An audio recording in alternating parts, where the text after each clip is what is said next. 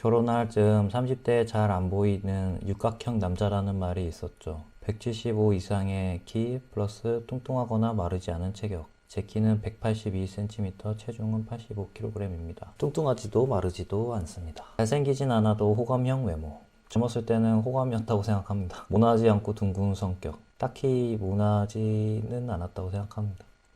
대기업, 공기업, 공무원 등 안정적인 직업. 엘모 출신입니다. 4년제 인서울 직업국 등 학력, 4년제 인서울 졸업입니다. 부모 지원 포함 2억에서 3억대의 자산, 부모님께서 서울에서 거주하십니다. 화목하고 노후화된 집안, 이건 케바케가 많아서 패스하도록 하겠습니다. 기타, 종교, 흡연 등, 저는 무교이고 비흡연자입니다. 아니 근데 조건이 8개면 육각형이 아니고 팔각형 아닌가. 그럼에도 불구하고 저는 지금껏 한 명의 한국 여성을 제외하고 단 한 분도 국내에서 깊게 사귀어 본 적이 없습니다. 과거를 돌아보면 허들이 좀 높았었던 이유도 있고 개인적으로 운도 좀 없었다고 생각합니다. 허들이 높다고 생각한 이유에는 10대와 20대의 저는 지금과 달리 마르고 허약해서 사실 또래 여자들에게 관심을 많이 받지는 못했습니다. 얼굴도 남자들 사이에서는 평범하고 여성들 사이에서는 하위였던 것 같습니다. 취업하고 나서도 몇 번 술자리에서 합석도 해보고 번호도 물어보고 그랬었는데 다 잘 안 됐습니다. 운도 없었다고 생각하는 이유에는 저는 남녀공학 고등학교를 다녔지만 남녀 분반이라 딱히 여사친도 없고 대학교 과도 이공계에서는 가장 남녀 성비가 높다는 컴공에 진학했지만 그럼에도 박살난 성비거든요. 그래서인지 여사친은 거의 없었습니다. 그마저도 군입대로 복학하니 점점 더 사라지더라고요. 그리고 저는 90년대생인데 2세대의 성비가 110 몇 대 100이라서 남자 인구 100명당 10명은 짝을 찾을 수 없는 세대이기도 합니다. 또 미녀들의 수다라는 프로가 유행하면서 루저남, 김치녀, 된장녀 등 남녀 갈등을 정통으로 맞은 세대이기도 합니다. 저처럼 딱히 특출날 것 없는 남성에게는 사실 국내에서 연애하기가 정말 힘든 것 같습니다. 우리는 답을 찾을 것이다 늘 그랬듯이 라는 말도 있잖아요. 그래서 저는 국제연애에 진심이었습니다.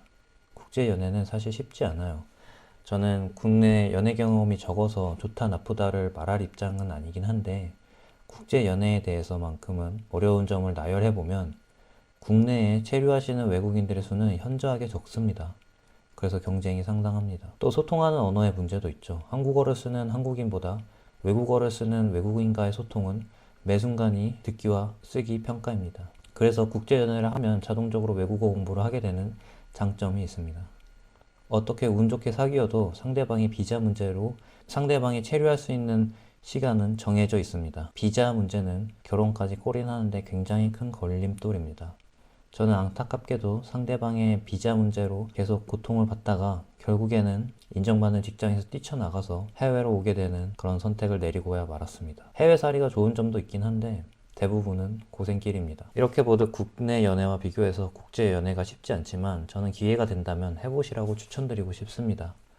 여기서부터는 제 개인적인 경험을 바탕으로 드리는 견해입니다. 저는 약간 사각턱인데요. 우리나라에서는 계란형 얼굴을 선호하지만 서양에서는 사각턱을 좋아한다는 말이 있죠. 그래서일까 제 여자친구는 제 턱을 좋아합니다. 그간 만나신 분들도 제 턱을 좋아해 주셨습니다. 저희 눈에 외국인들이 신비롭게 보이듯 그쪽 문화권에서는 동양인들도 신비로움의 대상입니다.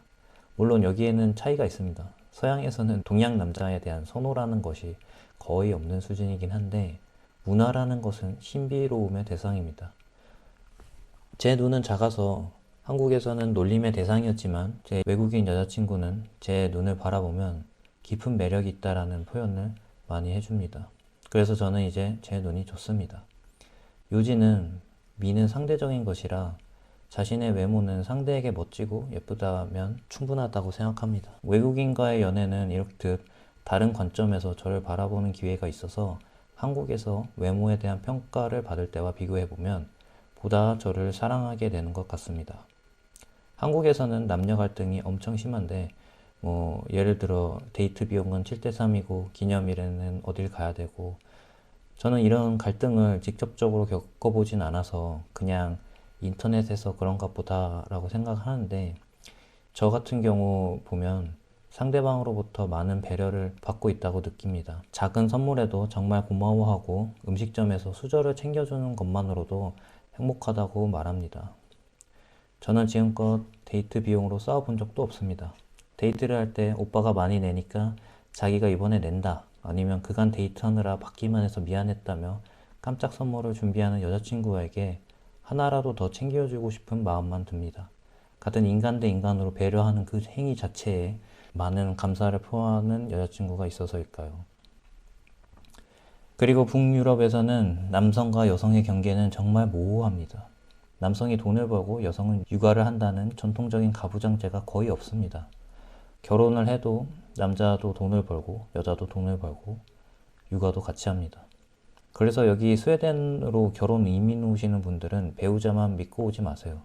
무조건 상대 배우자에게 취업하는 것을 요구합니다. 월세가 비싸서 둘이 반반 내야 하는 경제적인 이유도 있지만 제가 만난 스웨덴 사람들은 개개인을 자아 실현을 위한 인격체로 바라봅니다. 사회생활을 하며 개인의 꿈을 이뤄가는 것이 사회 구성원으로서 해야 할 바람직한 일이라고 보는 것 같습니다. 육아는 제가 경험해보지 못해서 말하기가 조금 조심스럽지만 남성 육아 휴직도 긴 걸 보면 육아도 반반 하는 것 같습니다.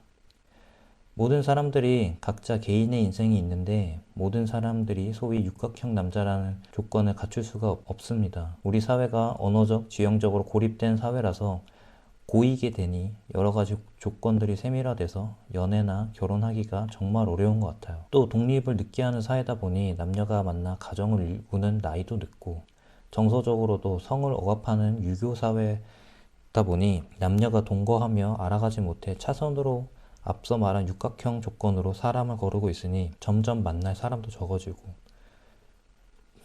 저는 바보 온달과 평강공주 이야기를 좋아합니다.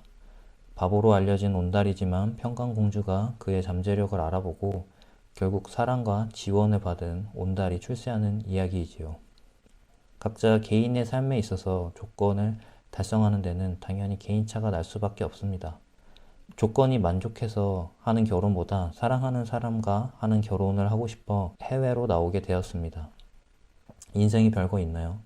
일찍 결혼해서 알콩달콩 살고 나중에는 행복을 나눌 가족도 만들고 저는 그게 제일이라고 생각합니다. 아무튼 이렇게 한국에서는 여러 이유로 한국 분들과 연애도 못하고 국제 연애만 하고 있는데요.